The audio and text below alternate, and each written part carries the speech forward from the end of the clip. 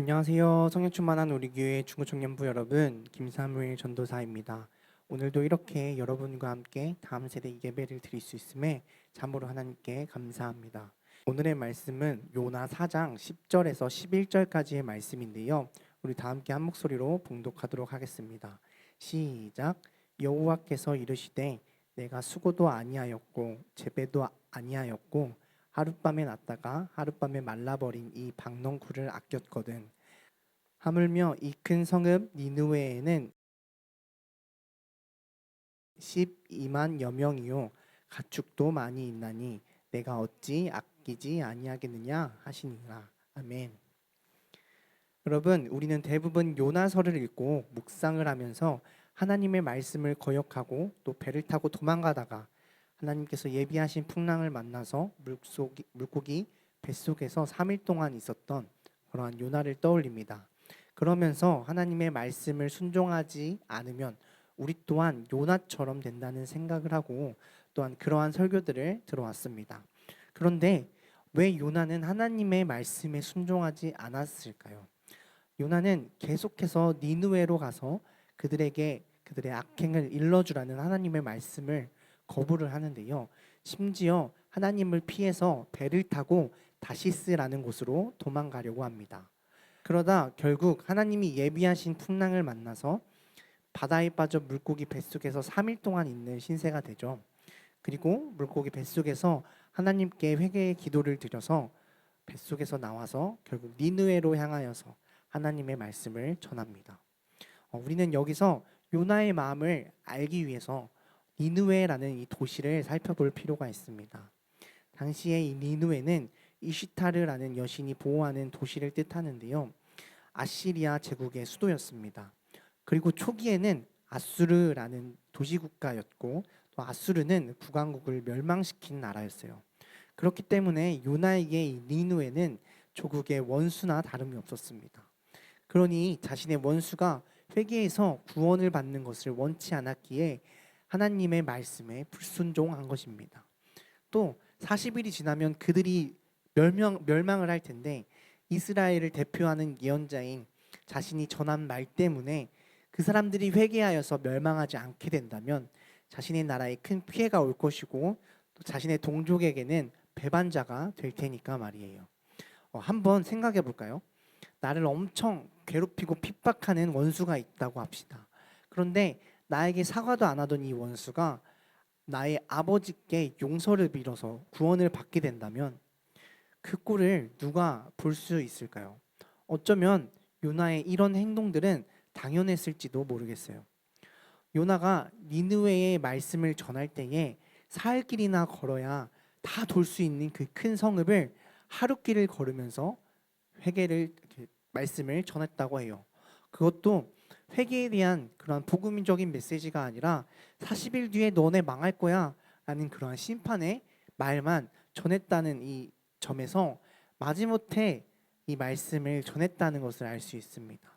그런데 이 말씀을 들은 니느웨 사람들은 작은 사람부터 높은 사람까지 심지어는 왕까지 모두 회개를 합니다. 금식까지 하면서 회개를 해요. 이에 하나님께서는 그들이 돌이키는 것을 보시고 재앙을 내리시지 않으십니다. 그래서 요나가 여기에 또 분노를 합니다. 멸망하지 않으니까요. 그러면서 이제는 차라리 이렇게 사느니 차라리 죽는 것이 낫겠다고 화를 내면서 하나님께 투덜거립니다. 그러고 성읍 동쪽으로 가서 초막을 하나 짓고 그늘 아래에 앉아서 거기서 이 니느웨가 어떻게 될지 언제 망할지 40일이 지나기 전에 혹시나 죄를 지어서 멸망당하지 않을까 그러한 바라는 마음으로 거기에 앉아서 니느웨를 바라봅니다. 그러나 이러한 요나에게 하나님께서는 박넝쿨의 이 사건을 통해서 그 마음이 잘못되었음을 일러주십니다. 4장 6절을 보면 주 하나님이 박넝쿨을 마련하셔서 주님께서는 그 자리에 이게 넝쿨이 이렇게 올라오게 하셔서 요나의 머리 위에 그늘을 만들어 주셨다고 해요. 그리고 이 박넝쿨 때문에 요나는 무척이나 기분이 좋았다고 말을 합니다.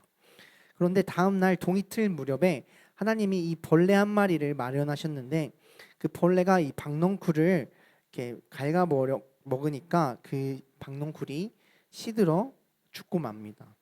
그리고 해가 뜨자 하나님이 찌는 듯한 뜨거운 동풍을 마련하셔서 햇빛이 요나의 머리 위로 내리쬐게 하셨대요. 그리고 그는 기력을 잃고 죽기를 자청하면서 이렇게 말을 했다고 합니다.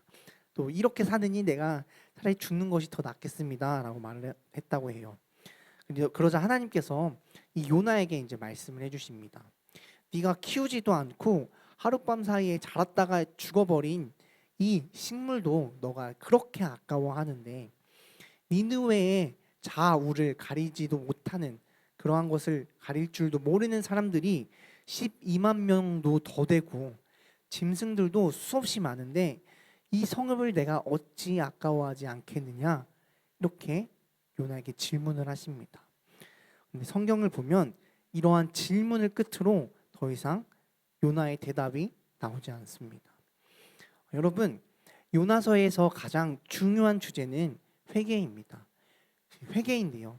이 제자리로 돌아오는 것, 히브리어로 슈브를 말합니다. 회개하는 니누에는 구원을 받고 회개하지 않았던 유다의 백성들은 멸망한다는 것을 통해서 하나님은 유다가 이 선민 사상을 가지고 있던 유다를 깨닫게 해주시는 것입니다. 하나님의 구원은 누구에게나 평등하고 공평하고 나만을 사랑하시는 것이 아니라 모두를 사랑하신다는 것을 알려주십니다.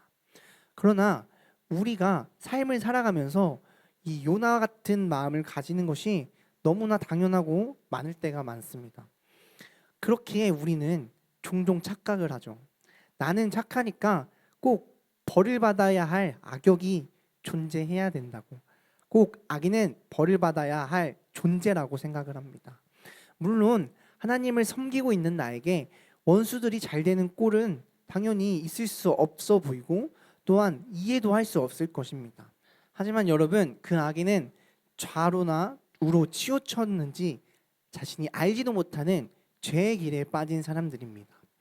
우리는 그들이 자신의 죄를 깨닫고 돌아올 수 있도록 오늘의 요나처럼 그들에게 하나님의 말씀을 전해주는 사람이 되어야 할 것입니다. 그리고 또한 자신을 조롱했던 사람들을 위해서 예수님께서 저들은 아무런 것도 알지 못합니다 라고 기도하셨던 것처럼 우리는 예수님의 마음을 담도록 노력해야 할 것입니다. 그리고 식물조차도 아까워하는 우리의 마음처럼 하나님 또한 그렇다고 말씀하십니다. 우리가 아까워하는 그 마음과 같다고 말씀하세요. 하나님께서는 우리와 같은 마음으로 늘 우리를 공감하고 계십니다. 그리고 그 마음으로 하나님께서는 은혜와 인애로 한 사람이라도 더 구원하시려고 자신의 뜻까지 다시 되돌리신다는 것을 우리가 오늘 말씀을 통해서 알기를 소망합니다.